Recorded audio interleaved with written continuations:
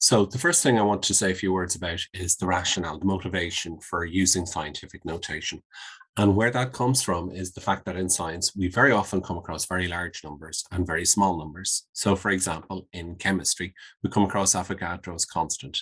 This is a very important number in chemistry.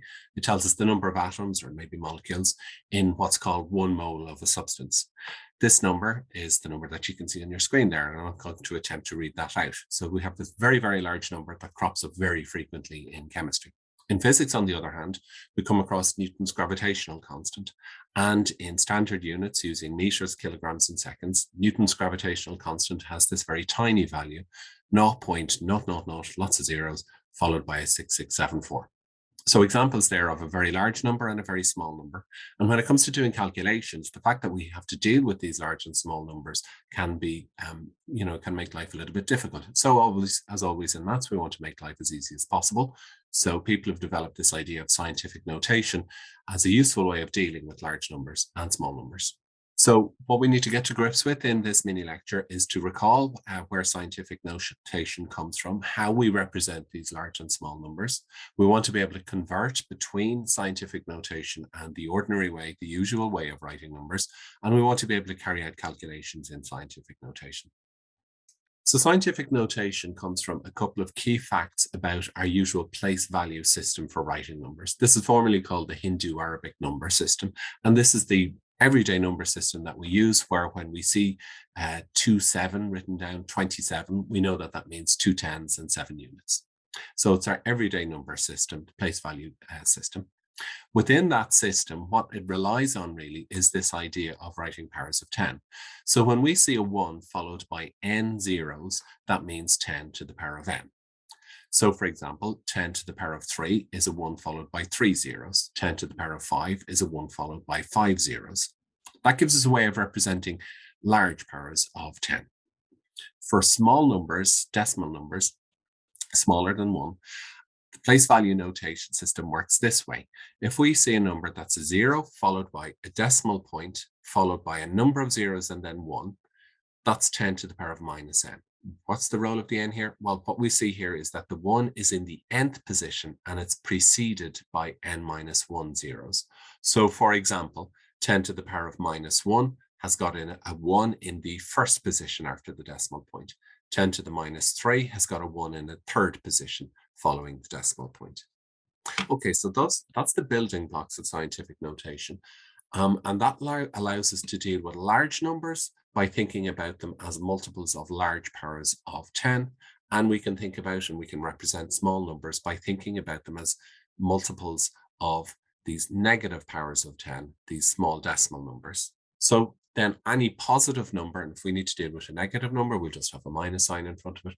Any positive number can be written in this form here. A number a times 10 to the power of something. This number a should be between 1 and 10. It must be less than 10, but maybe equal to 1. And then this number n is a whole number. It may be positive, giving us a way to build large numbers, and it may be negative, giving us a way of building small numbers. Okay, so to get to grips with the learning outcomes, what I'm going to do now is just go through a few different examples. So our first couple of examples are going to start with the scientific notation form and to write those numbers out in the usual way, or as I've said here, to write these numbers out in full. And the way we do that is as follows. So we first of all take our number 3.64 by 10 to the 7 and recall that when we see 10 to the power of 7, what that means is a 1 followed by 7 zeros. So we'll have a 1 followed by 1, 2, 3, 4, 5, 6, 7 zeros. And then, well, rather than a 1 followed by the 7 zeros, this 1 is being multiplied by 3.64. And the way that we deal with that is to take the 1, essentially the first few digits here, the 1, and replace it with a 364. So we'll have the 1 multiplying 3.64 to give us overall 364. Okay, so now we have a 3, 6, and a 4. We've used up essentially the first 3 digits there because we have 3 digits here and there are 5 zeros remaining. So they'll pop in there. 1, 2, 3, 4, 5. So what have we got there? We have 36,400,000 in the usual notation. Okay, our second example there, again, we take the same first step. We have 1.53 by 10 to the minus 5. And as we recall, what we've just seen is that what this means, 10 to the minus 5, is the number that has a decimal point and then zeros and then a 1 in the fifth position. So there's my 1 in the fifth position. And as in the previous example, the 1 is then going to multiply the 1.53. So that would be a naught or 4 zeros, and the 1 gets multiplied by 1.53, giving me 153 there. Okay, so there's how we convert from scientific notation to what I'm calling numbers written out in full in the standard notation. The next couple of examples is to go the other way around, to take regular numbers written in their usual form, and convert them to scientific notation. And the key thing here, I suppose, the key question here is how many digits are there in the number? So here I have 299792458. How many digits are there? Well, we have a 2 followed by 1, 2, 3, 4, 5, 6, 7, 8 more digits. So I can write that as the decimal number 2.99792458. Remember, in scientific notation, we want to start out with a number that's between 1 and 10. So the 299792458 gets converted to 2.99792458, giving me a number that's between 1 and 10. That's being multiplied by a certain power of 10. Which power of 10? Well, I have 1, 2, 3, 4, 5, 6, 7, 8, 9 digits. So it's going to be the 2.99 multiplied by a 1 followed by 8 zeros. 1, 2, 3, 4, 5, 6, 7, 8. Okay, and that's going to tally up because then the 299 hits the 1 and will give me a 9-digit number starting 299792458. And then to finish that, I write that as 299792458 and use the place value rule that a 1 followed by 8 zeros is 10 to the power of 8. Okay, so as we've seen there, the key point here is really to ask how many digits are in the number. So we start out with the decimal number between 1 and 10 that starts with the leading number here. We throw in the decimal point and then count up the length of the number. We have the 2 followed by 8 more digits, giving us 2.99 by 10 to the 8. Our second example, we have the same deal really. So I take the 6.59. I always want to start my scientific notation form with a number between 1 and 10. So that immediately tells me that I must be starting with 6.59. And then the 6.59 is multiplying something that must be 0.0000001. So 0.0000001. Okay, and that tallies because I have the 6.59 starting at the 7th position. And again, from our rules about place value and powers of 10, we know that this must be 10 to the power of minus, well, what is it? We have 6 zeros and a 1 in the 7th position. Okay, so there's our conversion from the regular form of a number to scientific notation. But perhaps the key thing, perhaps the most important thing to be able to do in scientific notation is to do calculations, and you'll be doing these countless times, doing calculations along the lines shown here. So we'll have large and small numbers being combined in products and divisors. So we want to see how to get to grips with this. Okay. And the way we'll deal with this is just to remember that, well, when we multiply numbers, the order of multiplication doesn't matter. So I have this by 10 to the 16 by this 8.155 by 10 to the minus 7, all divided by 2.336 by 10 to the minus 4. So the way we can approach this, the most convenient way to approach this, I find, is to keep the numerical parts together and keep the powers of 10 together. Okay, so this number here, let's say that that is equal to, so I'm going to put the decimal parts together. So I'll have the 4.3112 by 8.155, put those guys together. And then I'll put the powers of 10 in the numerator together, 10 to the 16 by 10 to the minus 7. Okay, just using the fact that when I multiply numbers, the order that I multiply in doesn't matter. Then the denominator, I can leave that alone. 2.336, leave that alone for the moment, times 10 to the minus 4.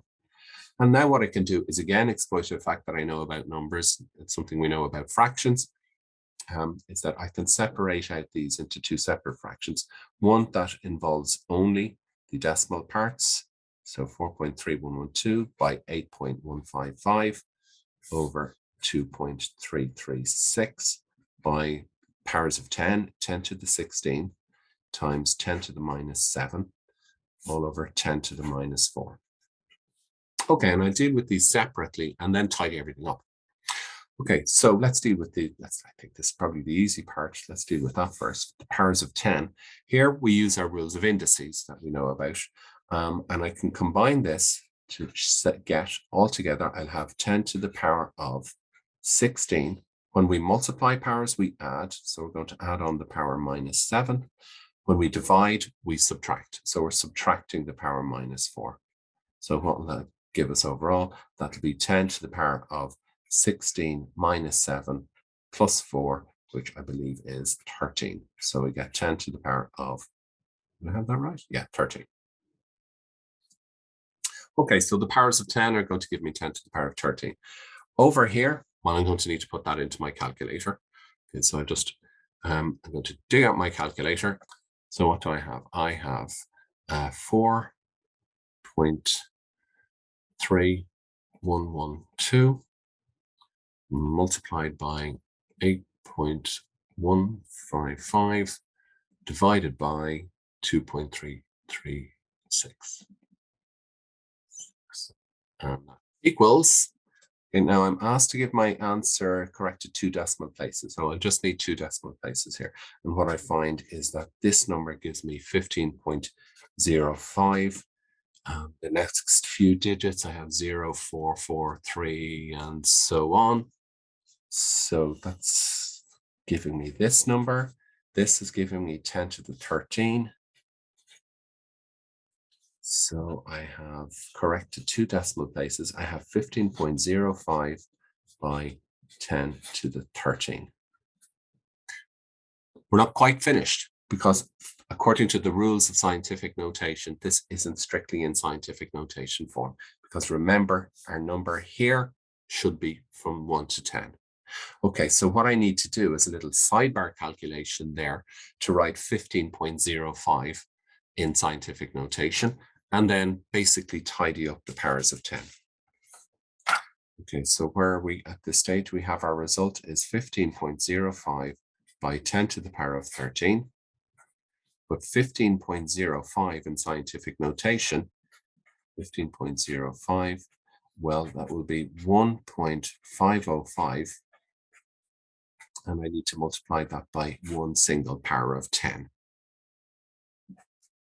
to write it in strict scientific notation form, writing it in a form where I have a number from 1 to 10 multiplied by 10 to the power of something, 10 to the power of 1 in this case.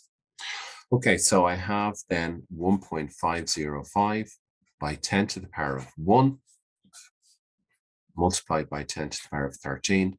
And then I can do something that I kind of did a few moments ago. I combine the powers of 10 to obtain my final answer here, 1.505 by 10 to the power of 14, the powers adding there.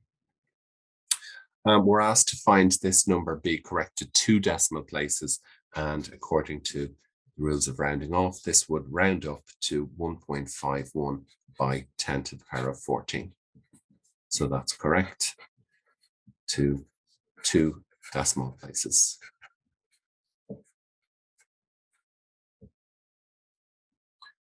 Okay, so that's a quick rundown on some facts that you need to know about scientific notation. We've reviewed the definition of scientific notation, where it comes from, how we convert numbers into scientific notation, and most importantly, how to do calculations in scientific notation.